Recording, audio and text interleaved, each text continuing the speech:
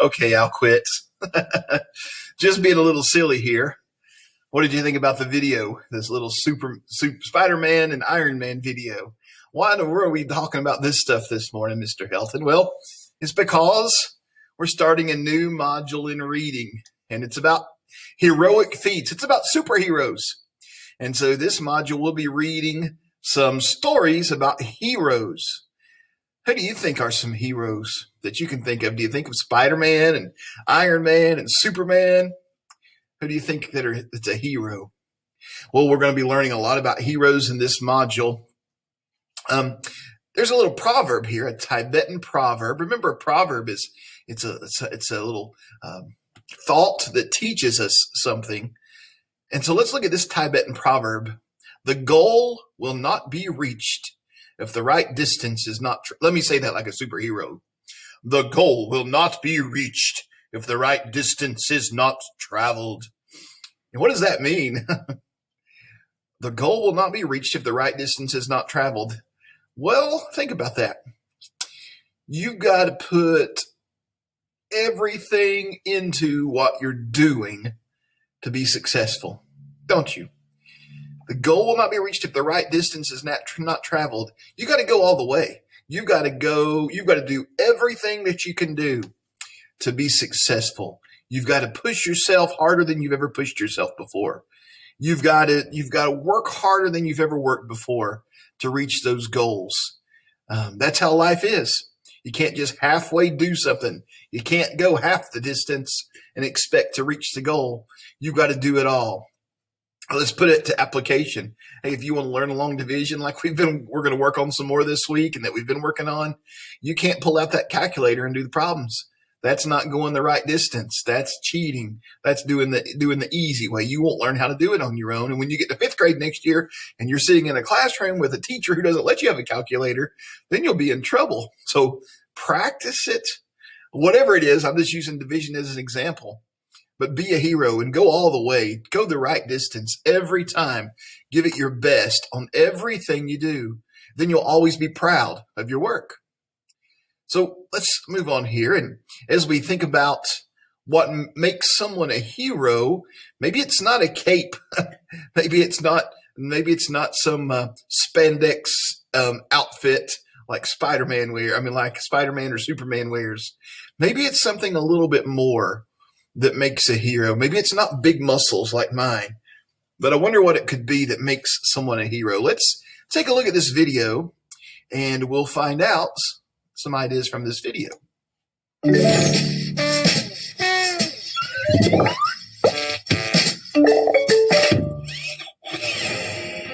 Some heroes are larger than life.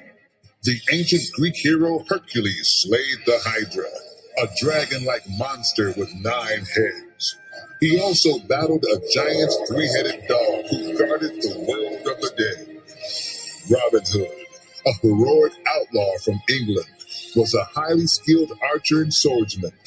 In legend, he stole from the rich and gave to the poor. The Amazons were an ancient tribe of warrior women, famous for their fearlessness. They were skilled in horseback riding and weaponry, taking part in fierce battles. In real life, there are everyday heroes all around us who endeavor to help others. When there's an accident, paramedics rush to the scene in an ambulance. They help the injured and save lives. Firefighters put their lives at risk every day. They work quickly as a team to stop fires from spreading. They rescue people trapped inside burning buildings. When they're not saving lives, firefighters teach others how to prevent fires and avoid danger. And then there are less obvious heroes. Hospice nurses provide care for people who are elderly or very ill. Many people volunteer their time to help homeless dogs and cats at animal shelters. Others volunteer to train people for new jobs, giving them the skills and confidence necessary for work. These everyday heroes aspire to help others who are less fortunate. What are some ideas for how you could be a hero in your own community? Think about that. How could you be a hero in your own community? What are some things that you see around you that need help with? Maybe you have a neighbor who's an older person and they have a hard time taking their trash can to the road. You could volunteer to do it for them. It could be something as simple rather as that. I was thinking in the middle of the coronavirus, there's a lot of people who I would consider heroes. How about those hospital workers who have to try to help those people who are sick with coronavirus? They're definitely heroes, aren't they? Maybe your mom or your dad works at the hospital. They're a real hero to me because they're so brave to help people who are sick. And there was some other examples of heroic people in the video there. So heroes are not just men in capes, but they're people all around us who are trying to do everything they can to help people. Well, as we move on here and continue thinking about heroes, there's some words that we can associate with heroes, words about heroism. The words in the chart will help you talk and write about the selections in this module. Which words about heroism have you seen before, and which words are new to you? The first one here is aspire. Aspire.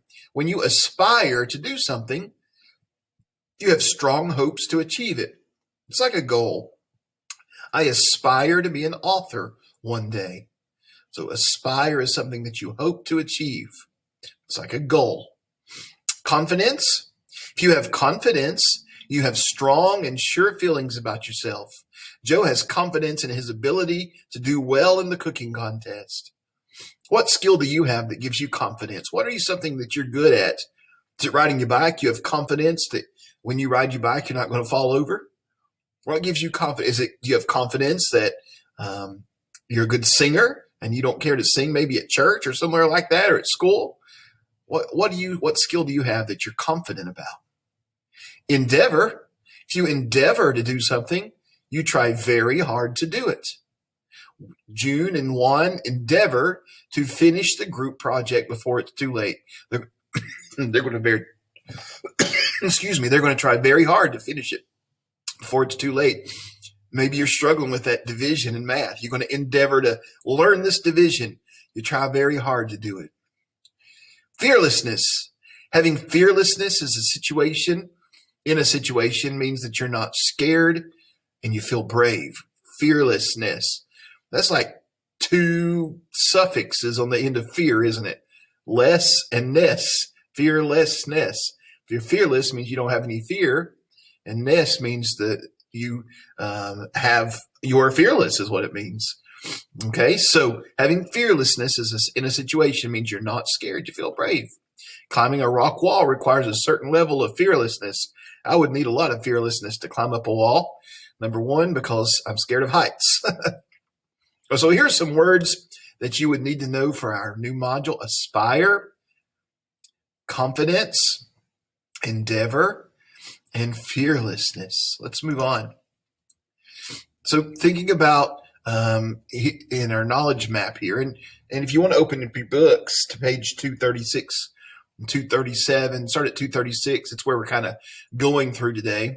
And you can go ahead and pause the video and do that if you want to. Okay, review the words about heroism in the knowledge map. Use your book or draw the knowledge map on your paper. As you read the selections in the model, add more information about heroic feats. So there's heroes. What are some characteristics of a hero? What are some challenges of being heroic? And let's take a look now at this page right here. And so this is a little short read today that we're going to do called Who's a Hero? Who's a Hero? And so I want you to take a look. Let's take a look at one thing real quick before we read this, because I want you to see how this little short read is set up. You notice it's got different boxes with different little stories in it, and it's got headings, doesn't it? These headings. Here's headings with words. So we call this text structure. How your story, the page is built. And so this is unusual, it's unusual text structure here because we've got all kinds of little different boxes with different colors, with different fonts and colored words and big words and little words. So text structure, text features, and graphic features. There's kinds of type that shows emphasis or indicates a title. So let's take a look at it. Look at the different kind of types here. Here's our title. It's got very colorful and it's really big and it's kind of like bubble letters. They look 3D. And then look at the words here: courage, confidence, determined. Those are big and italicized, and they kind of stand out on the page, don't they? So different types of type: boldface, italic, capital letters. Those are all text features. They make us notice them in the text. And then there's headings and subheadings. Headings name the topic on each section of the text. Let's look at that. So a hero is someone who shows courage. There's a heading. A hero is someone who has confidence. There's a heading. A hero who's someone who is determined. There's a heading. So we've got those headings on each little of the boxes there. Sometimes then we have subheadings that break down the topic into subtopics. And I guess we could say all of this is the big heading on the page, the title, and all these are subheadings. What makes a hero is the question, and they're all kind of subheadings under that, answering what makes a hero. Okay, and then graphic features. So our page has a lot of graphic features. They're visuals like diagrams and graphs, maps, charts, illustrations, help explain the main idea. Diagrams are pictures with labels. Charts are organize the information. So we've got a lot of graphic features here. We've got a picture here and these little arrows pointing to them. We've got a picture of a fireman here, a picture of a boy playing baseball, maybe a nurse here checking somebody out. So we've got some graphic features too in our story that we're about to read. So text features and graphic features. Hey, you remember on the benchmark, one of the text features of a poem, we practiced that last week. Stories have paragraphs. Songs have choruses and verses. What is it that poems have? They have stanzas. Don't forget that. Poems have stanzas. So that's a text feature of a poem that was on the benchmark. So we need to make sure we know that. Well, let's read this together. Who's a hero? And then we'll take a look at our spelling words and a couple other little things, okay? So let's read this together. And this is on page 242 and 243 in your reading book. I'd love for you to get your book out and read along with me. Who's a hero? Heroes come in many forms. Some heroes are fictional characters. They appear in books or movies. Others are real people. They're folks we see every day. But what exactly makes someone a hero? So that's the question we're asking. Who is a hero? And then every one of these other little boxes give us a fact about who a hero is. And you can read in any order you want to on a page like this. I'm going to read down and then go over here and read down over here. A hero is someone who shows courage. Many heroes show fearlessness through their brave deeds. In Greek mythology, the hero Hercules has to complete 12 impossible tasks, including killing the Nemean lion and defeating the terrifying Hydra, a monster with 9 heads. Hercules courageously completes all his tasks. Real-life heroes are equally courageous. Firefighters don't hesitate to race into burning buildings to rescue people and pets. Airline pilots sometimes land planes in brutal weather. Being brave is part of their work. It's what they do. And a hero is someone who cares. Heroes endeavor to help to improve the lives of others. Doctors and nurses strive every day to treat people suffering from injury and illness. Volunteers step forward to help people, animals, or the environment. The greatest fictional heroes also care. Think about comic book heroes. They perform all sorts of dazzling feats, but it's why they do what they do that really matters. They're superheroes, or they're heroes rather, because they use their superpowers to help others. All right, let's move over to this side of the page up at the top. A hero is someone who has confidence. An ancient Chinese legend tells of a young woman named Hua Mulan. I bet that's like the Disney story Mulan, don't you think? Who bravely takes her father's place in the army, fighting bravely alongside warriors with much more experience. Her secret is her training. Mulan's father had drilled her in the martial arts, so she is sure of herself when she goes into battle. Confidence is crucial for real-life heroes, too. Police officers train carefully so they know how to react in dangerous situations. Hard work and preparation give everyday people the confidence to respond heroically to challenges. A hero is someone who is determined. Many athletes are heroes because they inspire us with their hard work and determination. Sports heroes have spent years sharpening their skills. They may fail more than they succeed, but they seldom give up because they're determined. The same is true for many fictional heroes.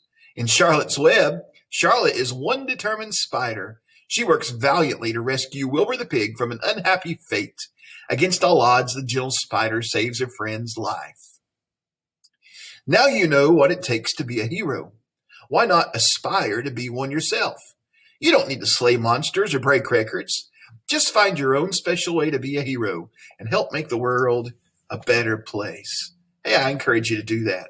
Like I said, find something that you can do to help somebody out, to make their life a little bit easier, and you'll be a hero to them. They'll surely appreciate you. Well, we'll have a great story that we'll start reading tomorrow. It's called Prince Charming Misplaces His Bride. I don't know how that's going to be a hero story, but we'll find out tomorrow when we read it together.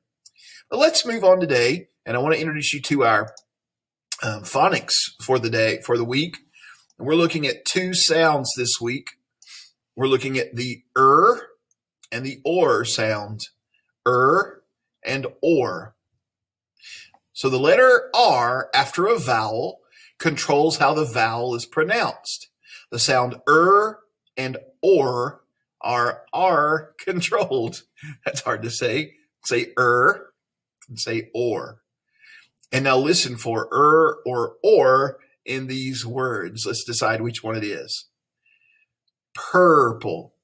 That's isn't it? Floor. That's the or sound. Learn. That's You have to listen closely for these. They're kind of close, aren't they?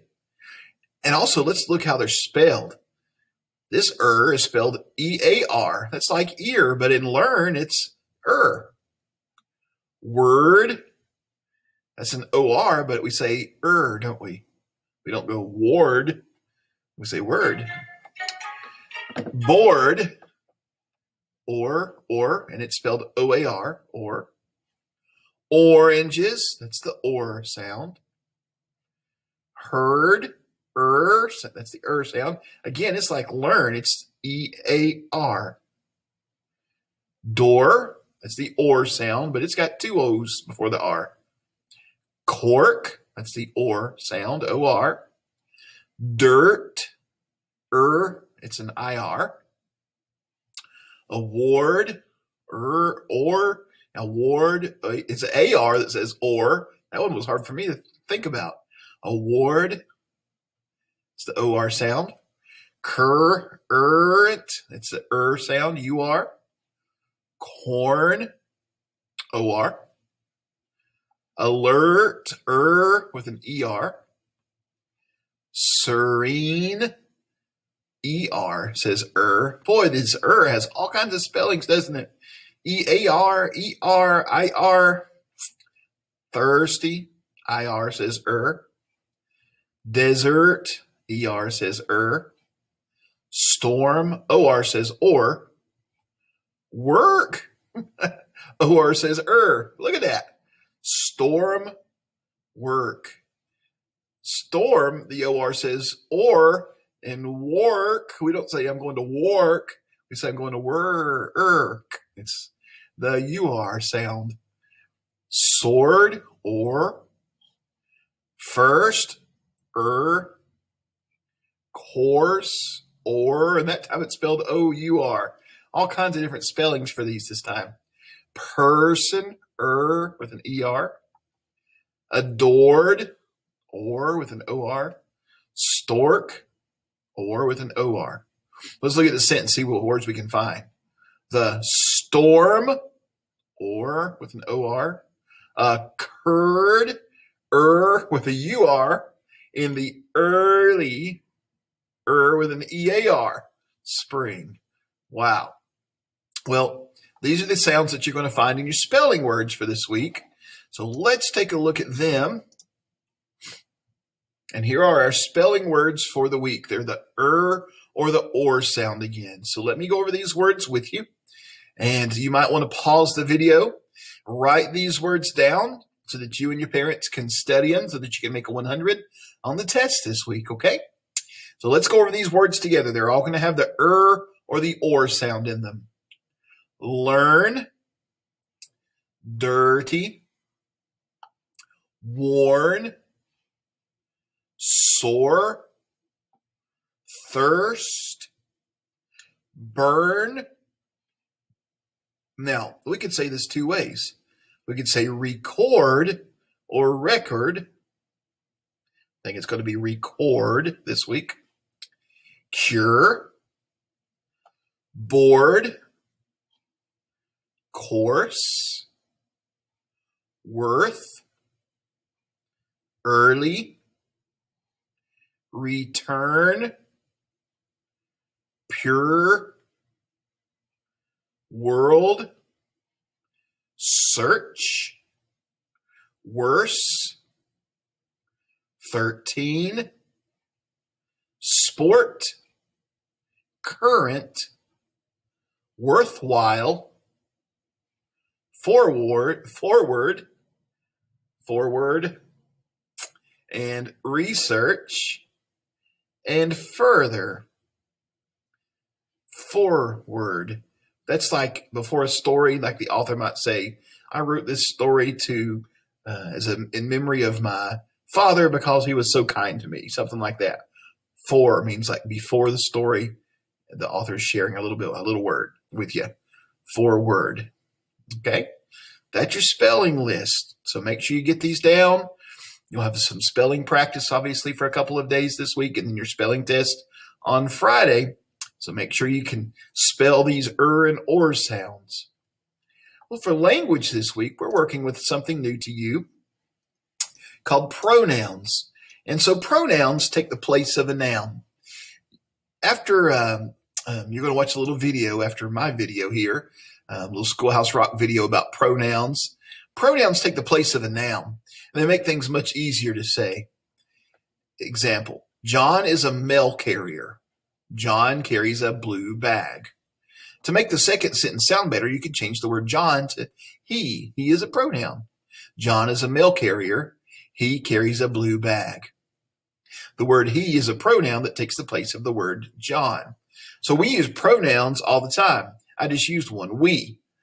I could say Mr. Helton, Bella, Ella, Eric, and I could name all of you, and that would take forever. Use pronouns all the time. Or I could just say we. We takes the place of all of us. We use pronouns all the time when we talk. It's hard to speak without using a pronoun. So you use them every day. If you didn't use them, your conversations would sound really weird. If you were telling about your dog named Moose, maybe Bella would tell us about her dog named Moose. I would say, Bella, tell us about your dog named Moose. And she would say, Moose is a dog. Moose has fluffy fur. Moose is big. Moose sleeps in my bed. Moose eats a lot of food. Moose goes outside and plays. Moose, and we'd get tired of hearing the word moose. I think Moose is a boy, so she could say he, or it. She could go on and use moose, or she could use these pronouns. So look here at this list of common pronouns. I, you, he, she, it, we, they, you, him, her, them, it, us. So some of these are called subject pronouns, we're going to find out. The ones that we would use in the subject of the sentence towards the beginning of the sentence are subject pronouns. I and you and he and she, it, we, and they. You would use them at the beginning, and you could also use you and it at the end of the sentence as an object pronoun. So let's figure out which one of these pronouns. Let's look at a couple examples here. Then you'll do some on your own today. let's look at these pronouns and decide which ones would would replace the noun in these sentences. Sarah made dinner for the whole family. What could we replace Sarah with? Not I, because you're not Sarah. Not you. It would be she, wouldn't it? You could say, instead of saying Sarah made dinner for the whole family, you could say she made dinner for the whole family. Number 2, Tyler played tag with Miguel and Ramon. What could we replace Miguel and Ramon with? Tyler played tag with they? That wouldn't work. That didn't sound right. Tyler played tag with them. It's at the end of a sentence, so we have to use an object pronoun. Tyler played tag with them. Who's them? Miguel and Ramon. Mr. Kane went to the movies with Miss Kane. What could we replace Miss Kane with? Mr. Kane went to the movies with us. No, Miss Kane's just one person. Can't be us. Miss Kane went to the movies with it. Miss Kane would probably slap Mr. Kane if he called her an it. Mr. Kane went to the movies with her would be it. Not she. He didn't go to the movies with she. He went with her. You have to use the one that makes sense in the sentence. 4, the house needs a fresh coat of paint. Well, would we say you? No, the house isn't a person. Would we say he? No, the house isn't a person. We would say it. It needs a fresh coat of paint.